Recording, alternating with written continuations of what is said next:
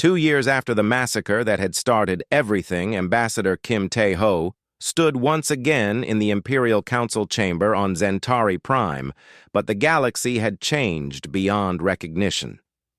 The chamber that had once been filled with representatives from hundreds of species was now nearly empty. Most of the member species had either been destroyed by human forces or had fled to distant parts of the galaxy to escape the war.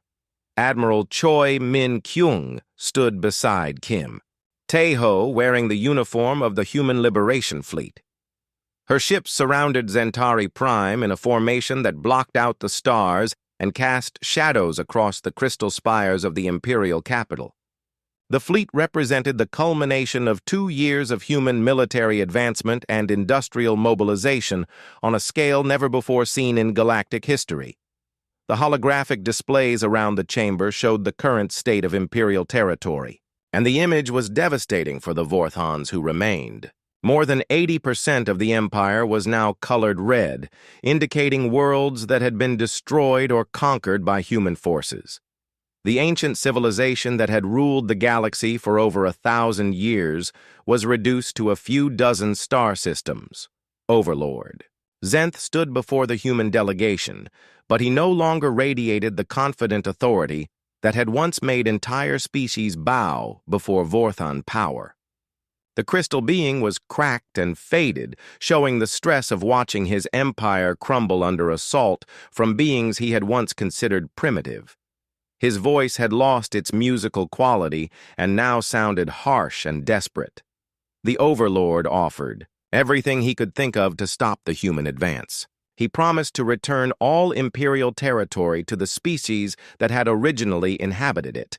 He offered to dismantle all processing facilities and outlaw the murder of children from any species. He even offered to surrender himself and the entire Vorthan leadership for human justice, if only humanity would spare the remaining imperial worlds. Kim Tae-ho listened to every offer with the same cold expression he had worn for 2 years. When Overlord Zenth finished speaking, the human ambassador activated a communication device that broadcast his response to every remaining world in imperial space. The message was simple and final and left no room for negotiation or compromise. Humanity would accept only one outcome from this war: the complete and total extinction of every Vorthon in existence. The Empire had taught humanity that children were acceptable casualties in their galactic order by murdering 3,000 human young people along with countless children from other species. Now humanity would teach the Empire what happened when you made children your enemies. The biological weapons that Dr. Chang Woo-jin had developed were already spreading through Vorthon populations across the galaxy. The engineered viruses were designed to target only crystalline life forms, and they were completely unstoppable once released. Vorthan soldiers and civilians alike were falling apart at the molecular level as their crystal bodies lost cohesion and crumbled to dust. Admiral Choi Min-kyung had coordinated the final assault to coincide with Kim Tae-ho's ultimatum. Human fleets were simultaneously attacking every remaining imperial stronghold using weapons that had been specifically designed to exterminate crystalline life forms. Gravity manipulation devices collapsed Vorthan cities, while quantum disruption beams tore apart their starships. The speed and efficiency of the final offensive demonstrated how much human military capability had advanced during the war. Technologies that had been theoretical concepts 2 years earlier were now standard equipment on human warships. Manufacturing systems that had seemed impossible were now producing weapons and ammunition at rates that supplied fleets across the galaxy. Captain Han So-young was leading the assault on the Imperial Naval Academy, where Vorthon officers had been trained for centuries. Her battleship Vengeance fired quantum torpedoes that phased through Imperial shields and detonated inside enemy vessels. The Academy, that had once been considered impregnable, was reduced to radioactive debris in less than an hour. General Sao Dong-woo coordinated ground assaults on Imperial command centers using soldiers who fought with equipment that combined human, tactical doctrine with captured alien technology. Human forces moved through Vorthon positions like unstoppable machines of destruction, eliminating every trace of Imperial military organization. The psychological impact of the human campaign was as devastating as the physical destruction. Other species throughout the galaxy watched in amazement and terror as humans systematically dismantled a civilization that had seemed invincible. The empire that had ruled through fear was being destroyed by beings who had no fear of death or defeat. Dr. Naeunji had developed weapons that could collapse entire star systems by destabilizing the nuclear reactions in their suns. These planet-killer devices were being deployed against worlds that had served as imperial processing centers, where children from dozens of species had been murdered over the centuries. The message was clear that anyone who harmed children would face complete annihilation. Captain Yunji Hai led the assault on the Imperial archives, where records of every species that had been processed were stored. Her teams recovered evidence of genocides that had been hidden for hundreds of years. Entire civilizations had been wiped out, using the same methods that had been applied to human children, but their stories had been erased from galactic history. The archives revealed that the Vorthons had been systematically eliminating the young of every species they encountered for over a millennium. Billions of children from hundreds of different worlds had been murdered in processing facilities across the Empire. The scale of the genocide was so vast that it challenged comprehension even for humans who had witnessed the results firsthand. As human forces advanced on the final Imperial strongholds, resistance collapsed completely. Vorthon soldiers who had once seemed invincible were surrendering or fleeing in panic as their crystal bodies began showing signs of biological weapon infection.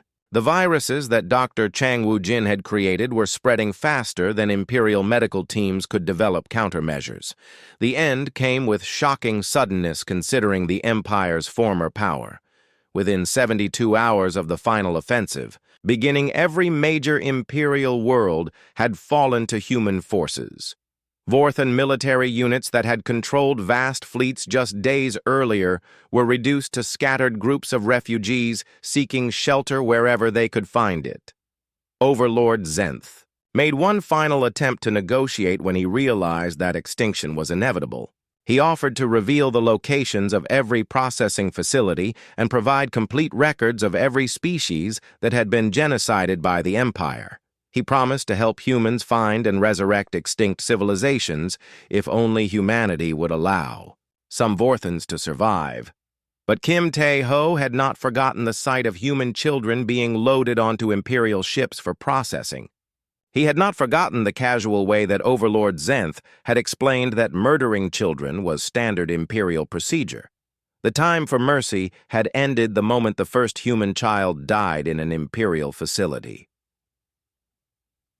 The final assault on Zentari Prime began at dawn local time as human fleets descended through the atmosphere like falling stars. The crystal spires that had housed Imperial power for over 1,000 years were shattered by weapons that turned matter itself into energy. The beautiful floating gardens were consumed by fires that burned hot enough to melt stone. Kim Tae-ho watched from the bridge of Admiral Choi Min-kyung's flagship as the Imperial Palace collapsed into ruins. The chamber where he had once signed a treaty of friendship was vaporized along with every Vorthon inside it. The beings who had murdered human children were experiencing the same terror and helplessness that their victims had felt. The biological weapons reached their final targets as the last Imperial strongholds fell. Overlord Zenth and the remaining members of the Vorthon Council dissolved into crystal dust as their molecular bonds failed. The species that had ruled the galaxy through genocide died knowing that their legacy would be nothing but hatred and the memory of innocent blood. Within hours of the fall of Zentari Prime, human communication networks were broadcasting the same message to every corner of the galaxy. The Galactic Empire was dead. Every Vorthon had been eliminated. The processing facilities where children had been murdered were destroyed. The galaxy was free from the species that had viewed the killing of young people as acceptable policy. But Kim Tae-ho knew that humanity had paid a terrible price for their victory. The species that had joined the Empire seeking peace and friendship had been transformed into something that lived only for war and revenge. Humans had saved the galaxy from genocide, but they had lost their innocence in the process. The war was over, but its consequences would shape the galaxy for generations to come. Humanity had proven that even the mightiest empire could fall if it made the mistake of harming human children. The lesson would be remembered by every species that encountered humans in the future. In the ruins of the Imperial Palace, Kim Tae-ho found the memorial that had been built to honor Vorthon achievements across the centuries. He ordered it destroyed and replaced with a simple monument bearing the names of every child who had died in Imperial processing facilities. The galaxy would remember not the glory of the Empire, but the innocence that had been lost to satisfy its hunger for power. Captain Han So-young stood on the bridge of the battleship Vengeance and watched the Imperial supply convoy ahead of her through the view screen.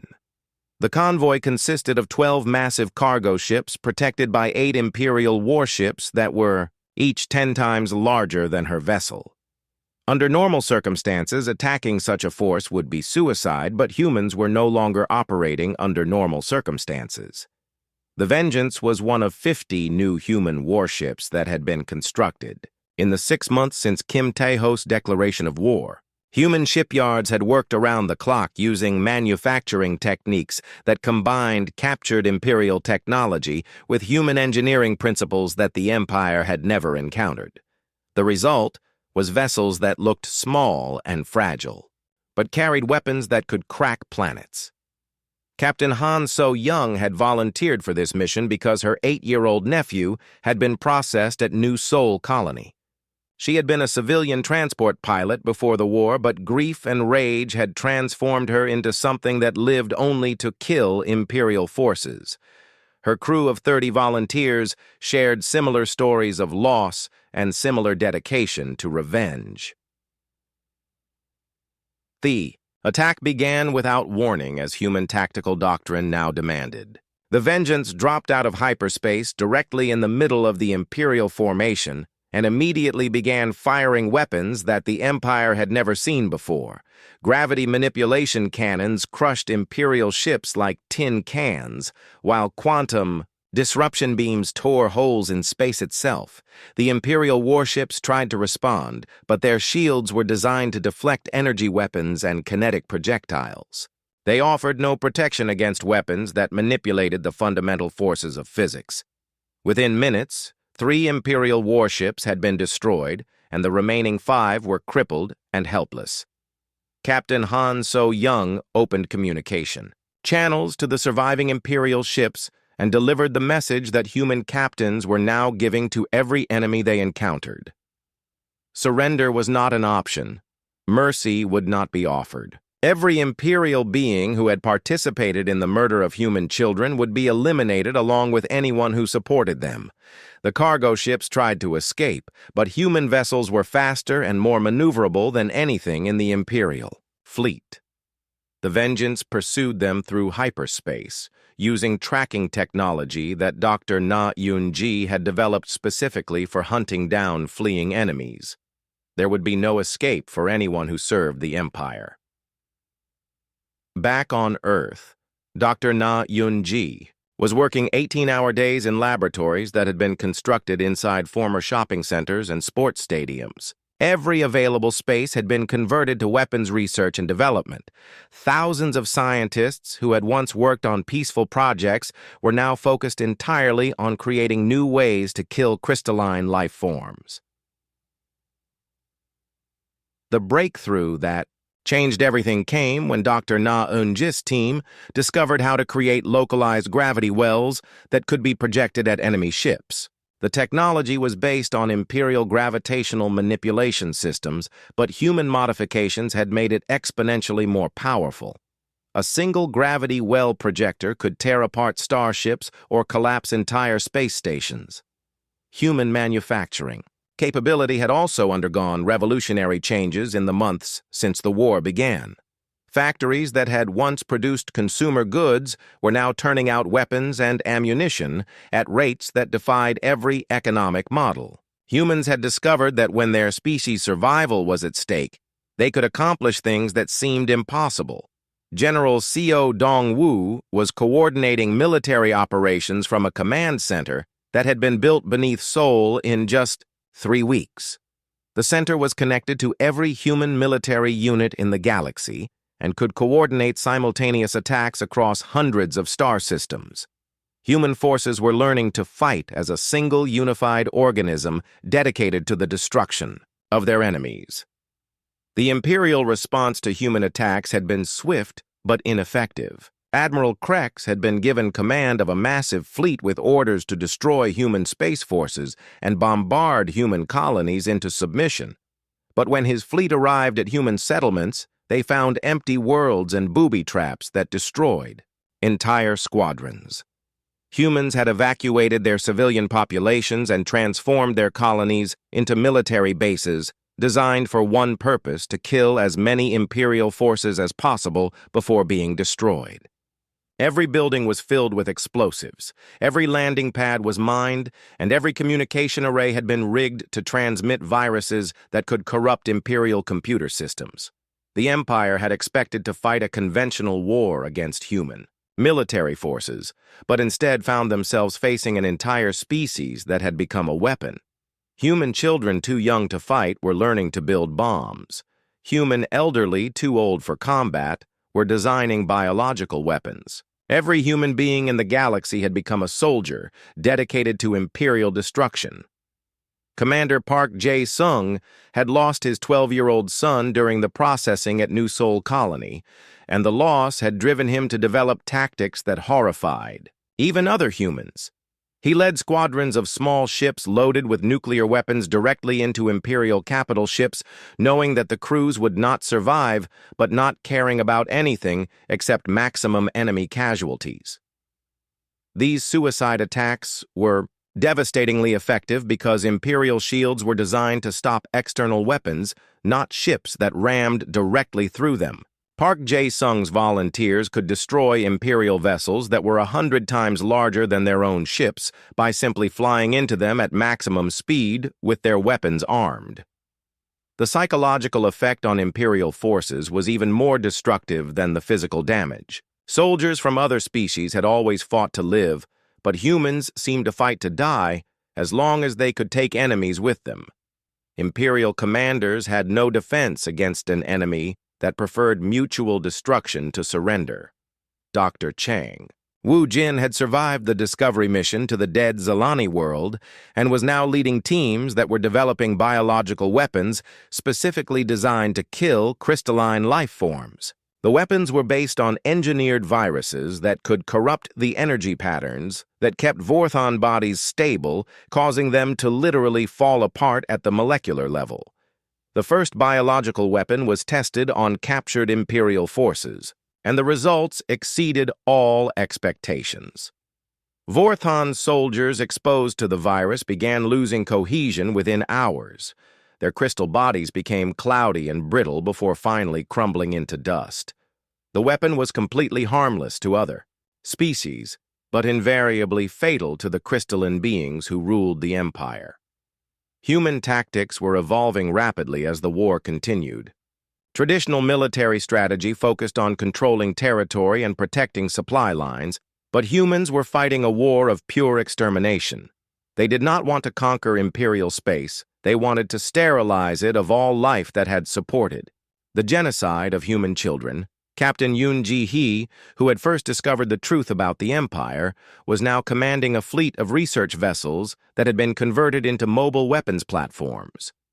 Her ships moved through Imperial space, looking for any evidence of species that had collaborated with the Vorthans in the murder of children from other races. When evidence of collaboration was found, the human response was immediate and final. Entire star systems that had supported Imperial child processing facilities were targeted for complete destruction. Human weapons could now crack planets and collapse stars, turning thriving worlds into lifeless rocks floating in space.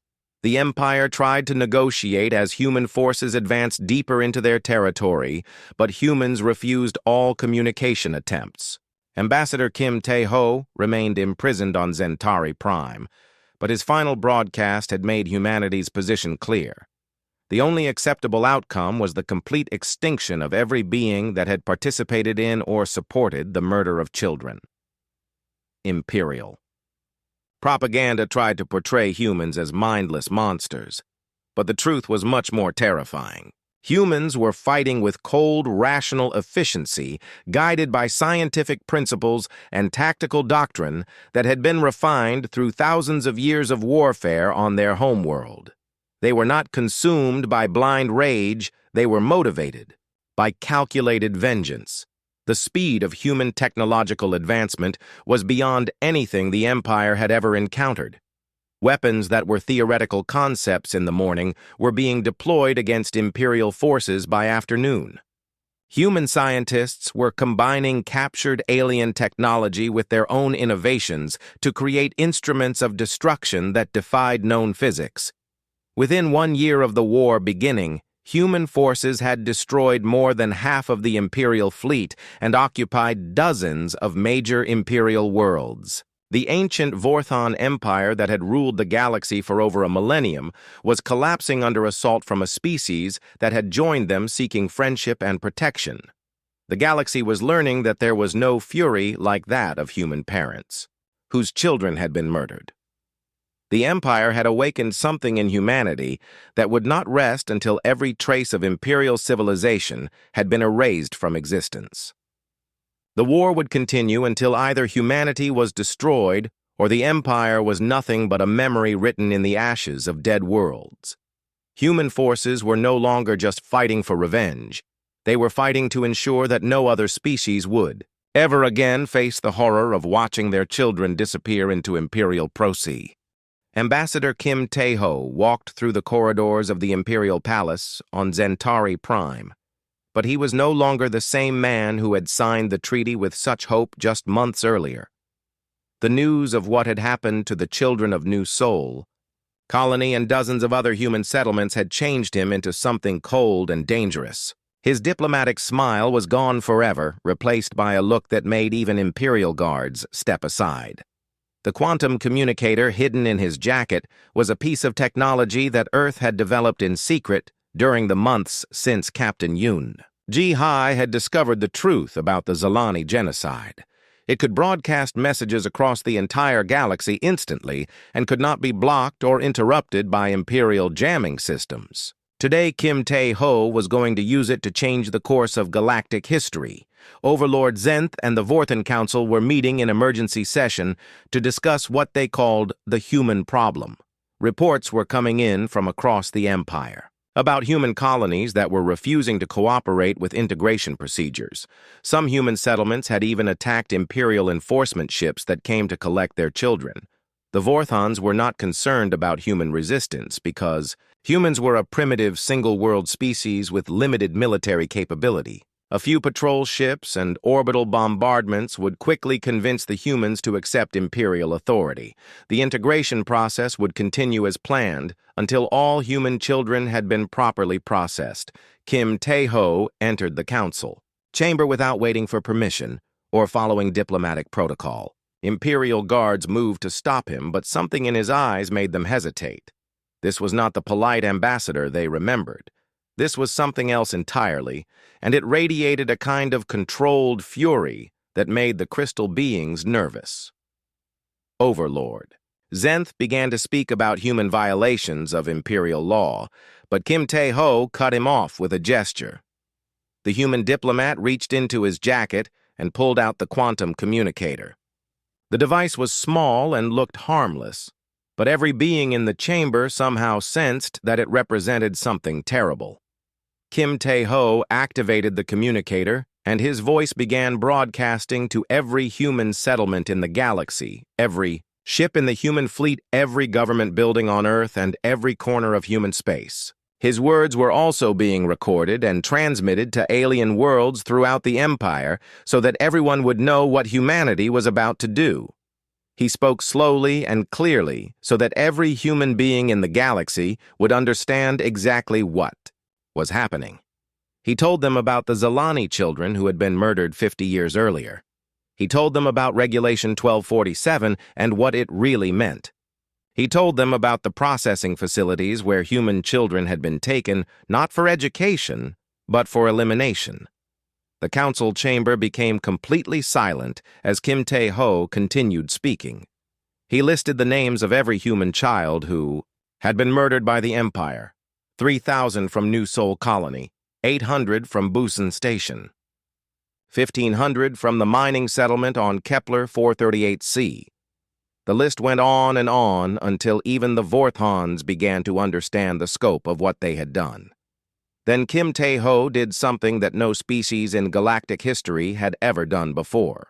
He formally renounced humanity's membership in the Galactic Empire. He declared the treaty null and void. He proclaimed that humanity no longer recognized any imperial authority or law. The Empire was now an enemy of the human race. But Kim Tae-ho was not finished.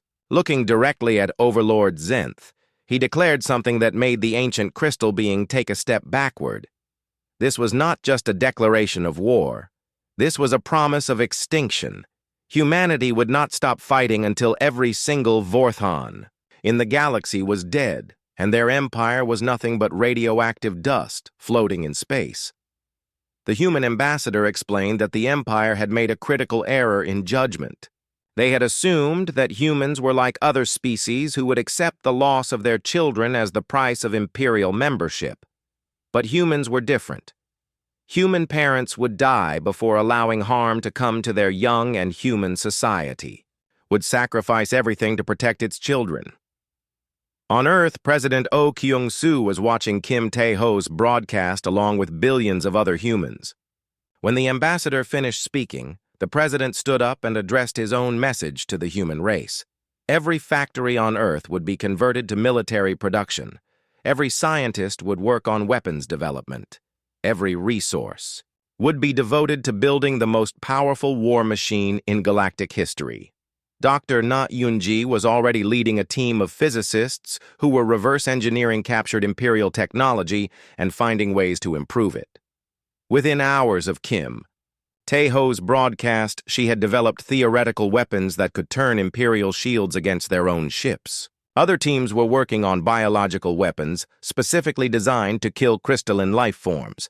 General Seo Dong-woo received orders to mobilize every human military unit and begin immediate conversion to space combat capability. Veterans from Earth Wars who had retired to peaceful lives were called back to service. Young people who had never thought about fighting were volunteering in numbers that overwhelmed recruitment centers. The response was the same on every human world. Farmers abandoned their fields to work in weapons factories. Teachers left their classrooms to design battle strategies. Artists and musicians put aside their creative work to build instruments of war. The entire human species transformed overnight into a single, focused military force. Back in the Imperial Council chamber, the Vorthans were trying to understand what had just happened. Overlord Zenth had been ruling the galaxy for over 1,000 years and had never encountered a species that responded to imperial authority with total defiance. Most species begged for mercy when faced with the Empire's military might. The crystal beings began discussing military options for dealing with the human rebellion. A few orbital bombardments of Earth would surely convince the humans to reconsider their position. The destruction of a few major cities would demonstrate imperial power and force humanity back into compliance with integration procedures. But Admiral Krex, who had overseen the processing of human children, raised a concern that made the council pause. His intelligence reports indicated that humans were not reacting to the loss of their children the way other species had. Instead of being broken by grief, they seemed to be transforming grief into something much more dangerous. The human military capability had been assessed as minimal. when they joined the Empire, but those assessments were based on the assumption that humans would fight like other species. Recent intelligence suggested that humans were developing tactics and weapons that no other species had ever used. They were preparing for a type of warfare that the Empire had never encountered. Kim Tae-ho was still standing in the center of the council chamber when Imperial guards finally moved to arrest him. But instead of resisting, he activated another device that had been hidden in his diplomatic pouch. The device was a quantum beacon that would guide human attack fleets directly to Centauri Prime when the time came. As the guards placed restraints on him, Kim Tae-ho looked directly at Overlord Zenth and spoke words that would haunt the crystal being for the rest of his very short remaining life. The Empire had wanted to teach humanity about galactic civilization by murdering their children. Now humanity was going to teach the Empire about human civilization by murdering everyone who had participated in the genocide. The message that Kim Tae-ho had broadcast reached every corner of human space within hours. On mining stations and agricultural colonies and research outposts, humans stopped what they were doing and began preparing for war. Civilians with no military training began learning to use weapons. Scientists with no combat experience began designing new ways to kill their enemies. The transformation was so complete and so rapid that it seemed almost supernatural. Humans who had been peaceful explorers and colonists just days before were now discussing tactical nuclear strikes and biological warfare with the calm efficiency of professional soldiers. The species that had joined the Empire in hopes of peace had become something that lived only for war. Imperial observers throughout human space sent increasingly alarmed reports back to Centauri Prime. Human behavior patterns had changed so dramatically that they seemed like a completely different species. The humans were not just angry about their children, they were consumed by a cold, rational fury that was unlike anything in recorded galactic history. Within 72 hours of Kim Tae-ho's declaration, human fleets were already moving toward Imperial space. These were not the small exploration vessels that the Empire expected, but massive new warships that had been constructed with incredible speed using manufacturing techniques that Imperial engineers could not understand.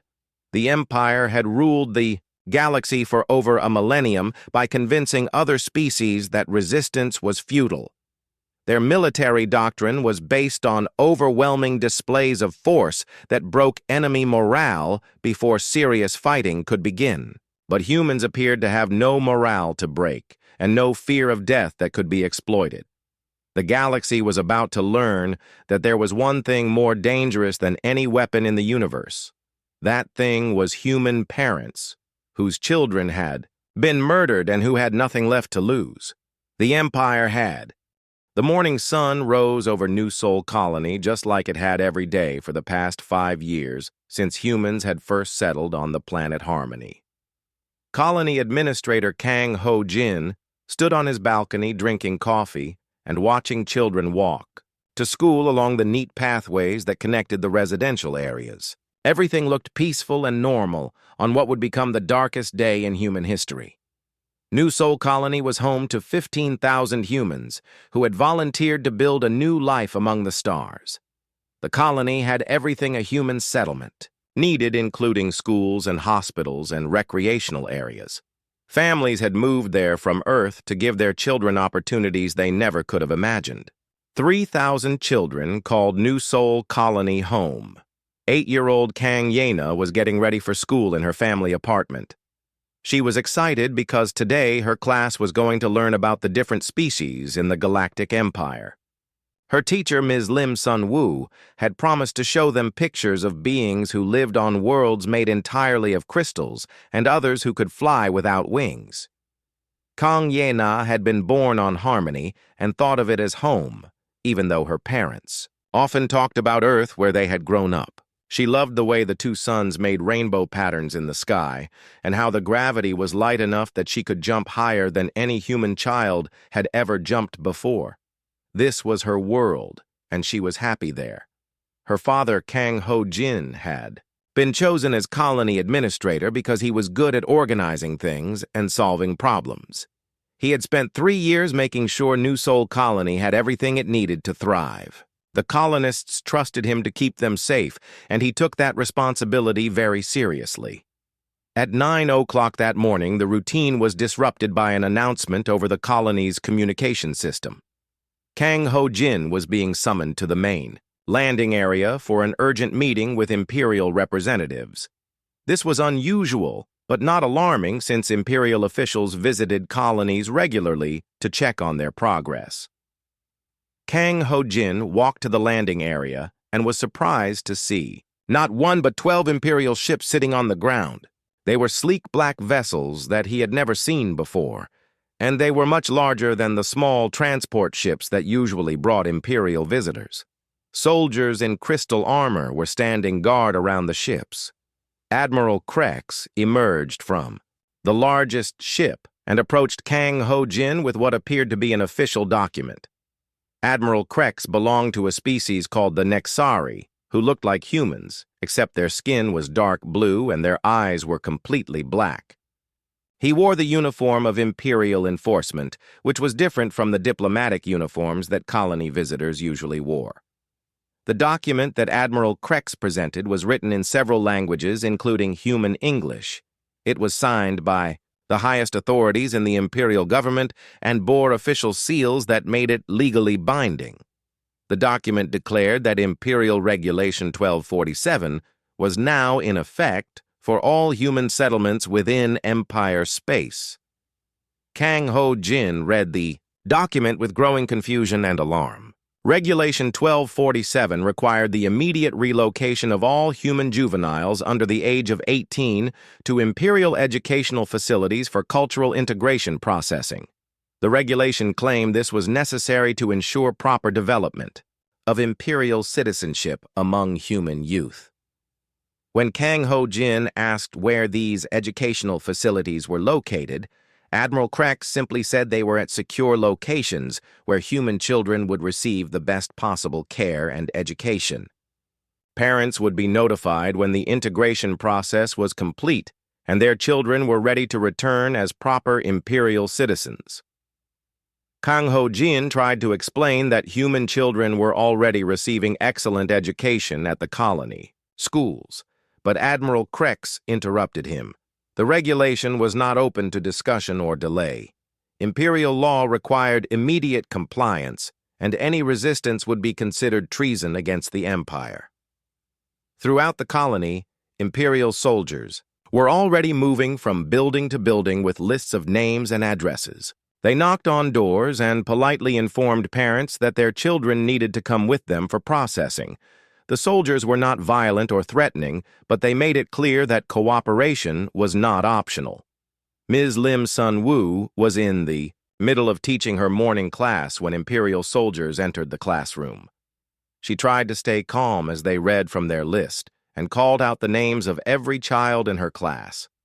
The children looked confused and frightened as they were, told to gather their belongings and follow the soldiers. Kang Ye-na looked back at her father as Imperial soldiers led her away from their apartment.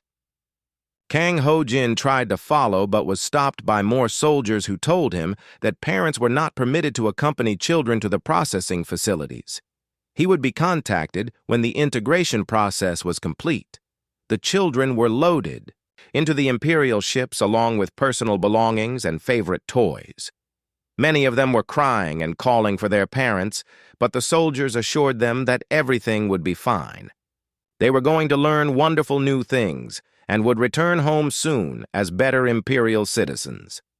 Parents gathered in the colony's main square, demanding to know where their children were being taken and when they would see them again. Admiral Krex addressed the crowd and repeated the official explanation that this was a routine educational process that all member species went through when joining the Empire. Some parents tried to board the Imperial ships to stay with their children, but were firmly prevented by the soldiers. Others demanded to speak with higher authorities or to contact Earth for guidance. Admiral Krex explained that communication with Earth had been temporarily suspended for security reasons during the integration process. The Imperial ships lifted off from New Sol Colony, carrying 3,000 human children away from their homes and families. Parents watched helplessly as the ships disappeared into the sky, carrying the most precious things in their lives. Many were crying, but they still believed their children would return safely in a few weeks or months. What the parents did not know was that the ships were not heading to educational facilities. They were heading to processing centers that had been built specifically for the elimination of non-imperial youth. The Empire had learned from experience with dozens of other species that it was much easier to kill children than to try to change their cultural programming. The processing centers were efficient and clinical facilities designed to handle large numbers of subjects quickly and quietly. The children were told they were going through medical examinations before beginning their education. They were separated into smaller groups and led to different areas of the facility. In sterile rooms that looked like medical treatment areas, 3,000 human children were systematically murdered by Imperial technicians who viewed them as nothing more than biological waste products that needed to be disposed of. The process was quick and painless, but it was still the deliberate killing of innocent young people whose only crime was being born human. The bodies were cremated in industrial furnaces that left no trace of what had happened. Official records stated that the children had been successfully processed and were now undergoing advanced education at secure facilities. Parents who inquired about visiting their children were told that visits were not permitted during the integration phase. Back on New Sol Colony, the parents waited for news about their children. Days turned into weeks, and weeks turned into months.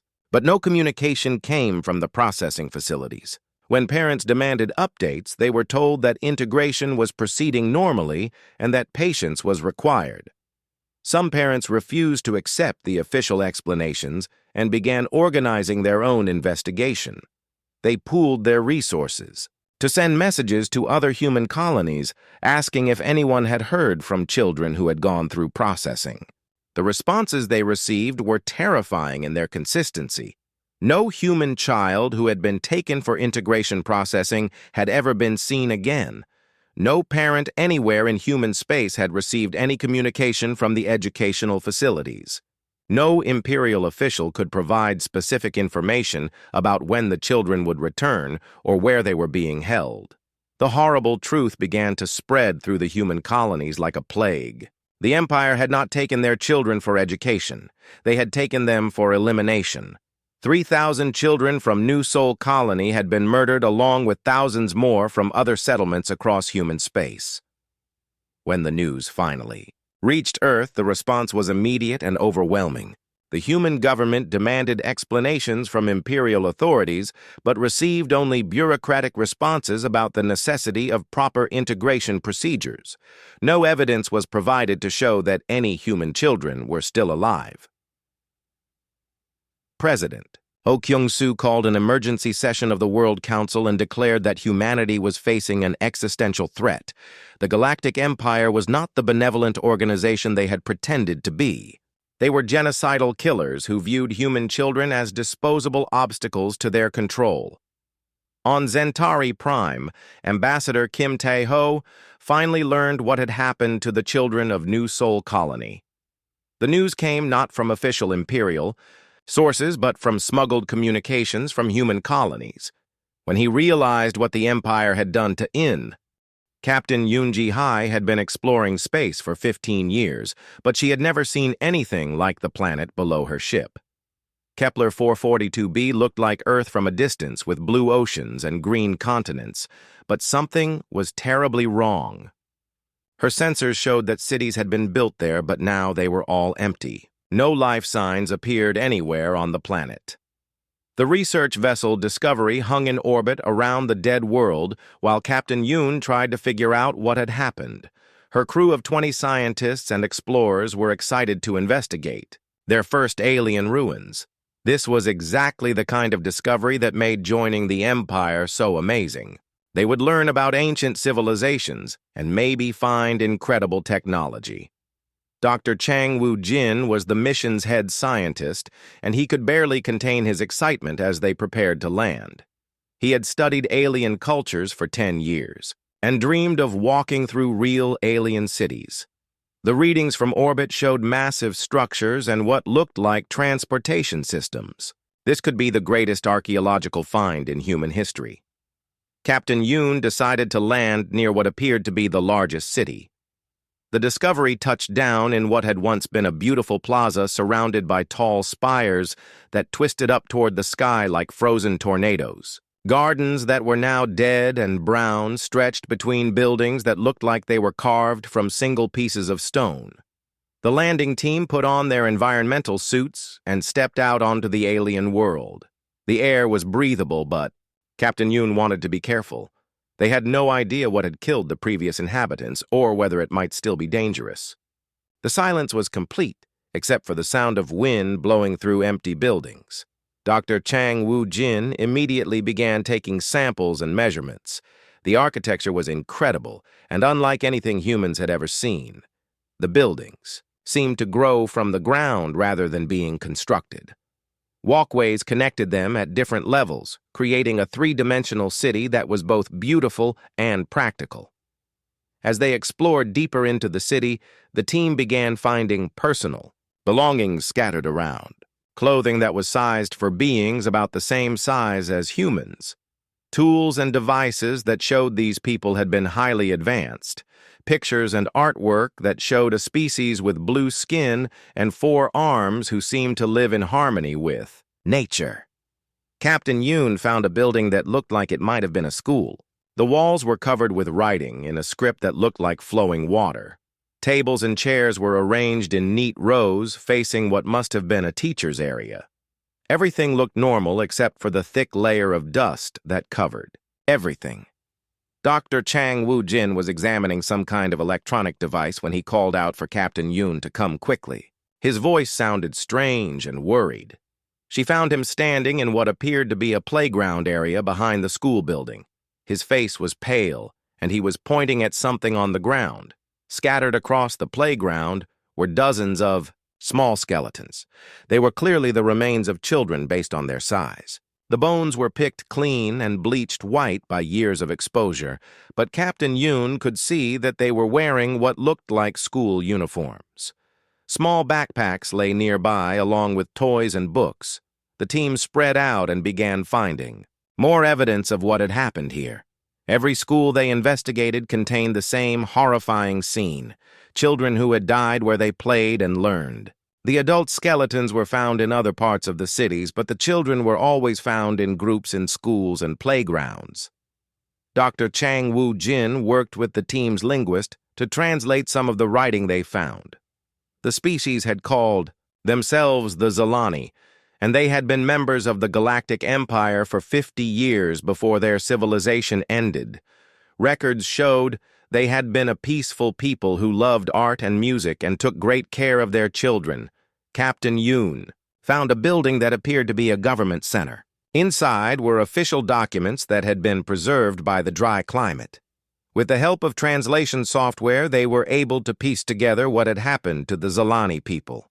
The documents told a story that made Captain Yoon's blood run cold.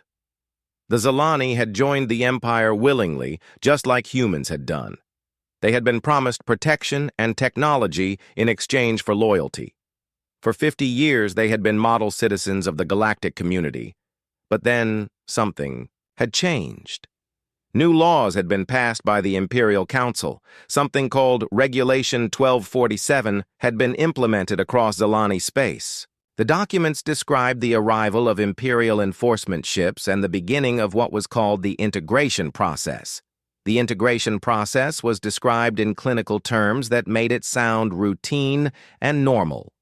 All juvenile Zalani under the age of maturity were to be relocated to special facilities for education and cultural adjustment. Adult Zalani were told this was to help their children become better Imperial citizens. But the children never returned from the special facilities. When parents tried to visit them, they were told the children were being processed and could not receive visitors. When the processing was complete, they would be returned as proper Imperial citizens ready to serve the Empire. The truth was hidden in the final documents that Captain Yoon found. A report from an Imperial administrator described the completion of the integration process on the Zalani homeworld. All juvenile subjects had been successfully processed according to Imperial standards. The adult population had been relocated to work colonies. The homeworld was now available for colonization by more suitable species. Captain Yoon realized with growing horror what processing meant. The Empire had murdered every single Zalani child to prevent them from growing up with memories of their old culture. It was easier to kill the children than to try to change their minds. The adults had been kept alive only because they were useful as workers. Dr. Chang Woo-jin found more evidence in what appeared to be a medical facility.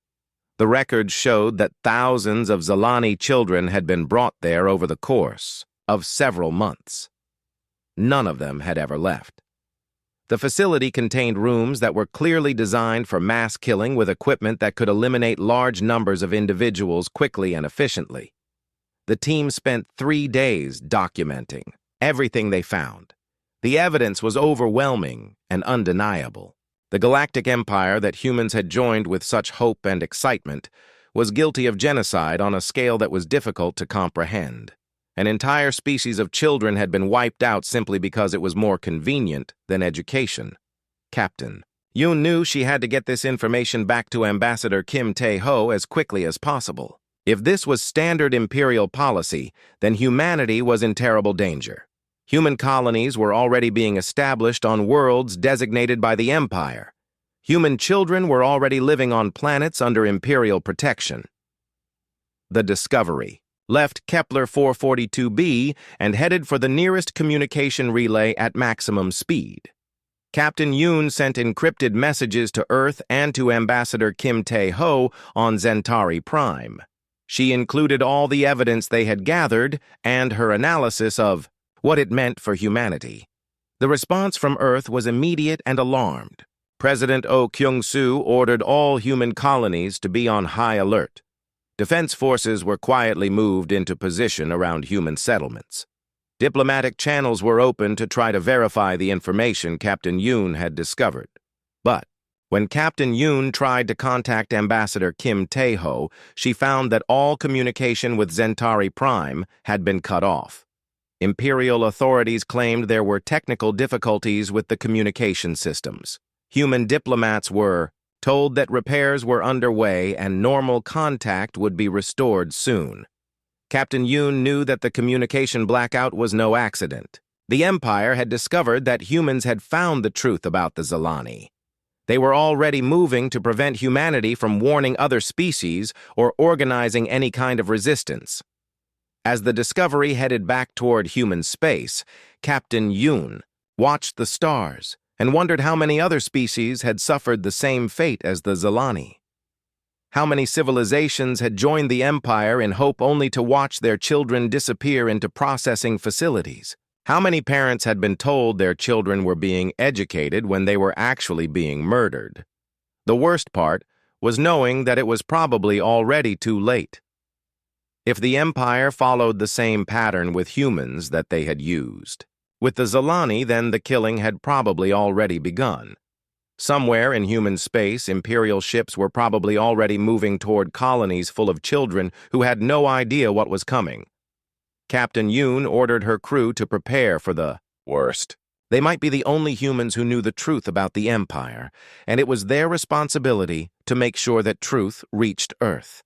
Even if they had to fight their way through Imperial blockades, they would deliver their evidence to the human government. The galaxy was not the peaceful community that humans had believed it to be. It was an empire built on the bones of dead children from hundreds of different species. And now human children were next on the list for processing. Kim Tae-ho stood in front of the massive mirror in his hotel room on Centauri Prime and adjusted his black diplomatic suit one more time. Today was the most important day in human history. After 50 years of sending radio signals into space and 30 years of building faster ships, Earth was finally going to join the Galactic Empire. Kim Tae-ho was going to be the first human to shake hands with alien leaders and sign the treaty that would change everything. The hotel room was amazing. The walls were made of some kind of crystal that showed moving pictures of different worlds in the Empire. Kim Tae-ho could see cities floating in space and beings that looked like they were made of light walking around. The bed felt like sleeping on a cloud, and the food appeared whenever he thought about being hungry. This was just a taste of what humans would get when they joined the Empire. Kim Tae-ho was 45 years old and had spent his whole life preparing for this moment. He learned 12 different alien languages. He studied the customs of 30 different species. He read every book ever written about space diplomacy. His wife Jin-ae often joked that he knew more about aliens than he did about humans, but all that studying was about to pay off. Park Min-ho knocked on the door and entered carrying a small device that looked like a metal briefcase. Park Min-ho was Kim Tae-ho's assistant and best friend. They had worked together for 15 years. Park Min-ho was nervous about meeting aliens, but he was excited too. The device he carried contained all of Earth's history, culture, and scientific knowledge. It was humanity's gift to the Empire. The two men walked through the hotel corridors, toward the transport that would take them to the Imperial Palace. Other guests in the hotel stared at them with curious eyes. Some aliens looked like tall blue trees with silver leaves. Others looked like floating jellyfish made of rainbow colors. A few looked almost human, except they had purple skin and golden eyes. Kim Tae-ho smiled and nodded at everyone they passed. The transport was a small ship that flew without making any noise. Kim Tae-ho pressed his face against the window and watched the city below. Zentari Prime was the capital world of the Galactic Empire, and it was more beautiful than anything humans had ever imagined. Buildings grew up from the ground like giant flowers. Rivers of light flowed between them, carrying people and goods. The sky was filled with ships of every size and shape moving in perfect harmony. Park Min-ho was recording everything on his camera. Earth would want to see every detail of this historic day. Children in schools around the world were watching live broadcasts. Scientists were taking notes on everything they saw. World leaders were holding their breath, waiting to hear how the meeting would go. The Imperial Palace was bigger than 10 cities put together. It was made of white stone that seemed to glow with its own light. Towers reached up so high that their tops were hidden in clouds. Gardens filled with plants from 1,000 worlds surrounded the main building. Fountains shot water high into the air in patterns that looked like dancing. Kim Tae-ho and Park Min-ho were met by a protocol officer named Veltar, who belonged to a species called the Morlani. Veltar looked like a person, except he was 8 feet tall, and his skin changed colors when he talked. He spoke perfect English and seemed very friendly. He explained that the Morlani had joined the Empire 200 years ago and were now one of its most trusted member species. They walked through hallways lined with artwork from across the galaxy. Kim Tae-ho saw paintings that moved like movies and sculptures that sang beautiful music. There were weapons from ancient wars between species that were now close friends. There were models of the first ships that had traveled between stars. Everything told the story of how the Empire had brought peace to the galaxy. The council chamber was enormous. The ceiling was so high that Kim Tae-ho could barely see it. Seats were arranged in circles, with each level higher than the last. Representatives from hundreds of species filled the chamber. Some sat in chairs, while others floated in the air. Some looked like animals, while others looked like living rocks or metals. At the center of the chamber stood the Vorthon Council. The Vorthons were the species that ruled the Empire. They looked like people made of living crystal. Their bodies were transparent, and light moved through them in beautiful patterns. When they spoke, their voices sounded like music. They were ancient and wise and had been keeping peace in the galaxy for over 1,000 years. Overlord Zenth was the leader of the Vorthon Council. He was 12 feet tall, and his crystal body showed every color of the rainbow. When he stood up to greet Kim Tae-ho, the entire chamber became quiet. Even the floating species settled down to watch. Kim Tae-ho walked to the center of the chamber and bowed respectfully. He had practiced this moment hundreds of times. He spoke the traditional greeting in the Old Vorthan language. His pronunciation was perfect, and Overlord Zenth seemed pleased. The crystal being stepped forward and extended his hand. When Kim Tae-ho shook hands with Overlord Zenth, he felt a warm, tingling sensation. The Vorthons communicated partly through touch, and Kim Tae-ho could sense feelings of welcome and friendship. This was really happening. Humans were about to become part of something bigger than they had ever imagined. The ceremony began with music from a species that sounded like a full orchestra, even though only one being was singing. Representatives from different worlds stood up to welcome humanity to the Empire. They spoke about how humans would bring new ideas and energy to their galactic family. They promised to share their knowledge and protect Earth from any dangers in space. Kim Tae-ho gave his speech about humanity's hopes and dreams. He talked about how humans had always looked up at the stars and wondered if they were alone. He said that joining the Empire was the greatest day in human history. He promised that humans would be good members of the galactic community. The treaty signing took 2 hours. Each page had to be approved by representatives from major species. The document was written in 15 different languages, including human English. Kim Tae-ho signed his name with a pen made from metal that came from the first Vorthon starship. When the ceremony ended, the entire chamber erupted in celebration. Music played and lights danced across the ceiling.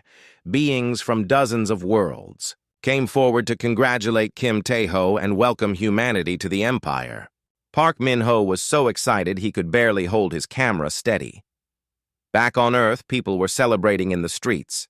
In Seoul, Kim Tae-ho's wife, Jin-ae, was crying tears of joy as she watched her husband make history.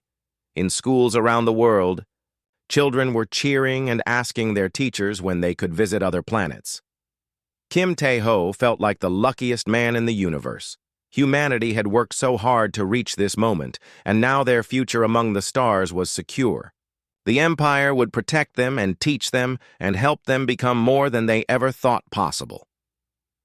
As he looked around at all the different species celebrating together, Kim Tae-ho thought about the children back on Earth. Soon, they would grow up in a galaxy full of friends and wonders. They would travel to distant worlds and learn things that seemed impossible. They would never have to fear being alone in the universe again. The party continued late into the night, but Kim Tae-ho barely noticed. He was already thinking about the next steps. Human colonies would be established on new worlds. Human students would attend universities on alien planets. Human scientists would work alongside beings who had been studying the universe for thousands of years. Everything seemed perfect. The Empire welcomed humanity with open arms and promised them a bright future among the stars. Kim Tae-ho went to sleep that night believing he had secured paradise for his species. He had no idea that he had actually signed humanity's death warrant.